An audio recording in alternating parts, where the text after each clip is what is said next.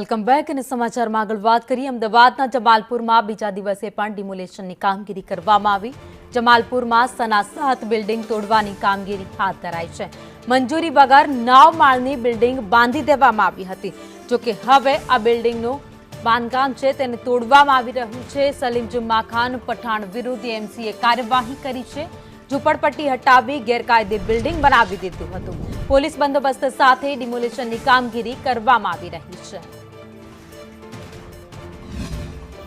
वक़फ़ અને કોર્પોરેશનની જે ગેરકાયદેસર બાંધકામ અને છેતરપિંડી કરનાર તમામ જે લોકો હોય છે તેની સામે કડક કાર્યવાહી છે તે કરવામાં આવી રહી છે। જ્યારે 84 પૈકીની સના 7 નામની જે બિલ્ડિંગ છે તે ભાડે આપીને ઘણા લોકો સાથે છેતરપિંડી કરી હતી અને વકફ બોર્ડની જે નામના વકફ અને એએમસીની સાથે છેતરપિંડી કરનારા તમામ લોકો સામે કડક કાર્યવાહી કરવામાં આવી રહી છે। જ્યારે સલીમ જુમ્મા ખાન સામે પણ આ પ્રકારની કડક કાર્યવાહી કરવામાં આવી અને તેના જે ગેરકાયદેસર બાંધકામો હતા તે કોર્પોરેશનને સાથે રાખીને પોલીસના ચુસ્ત બંદોબસ્ત સાથે કામગીરી છે તે કરવામાં આવી રહી છે અને આજે પણ બીજા દિવસે પણ કામગીરી યથાવત જોવા મળી રહી છે।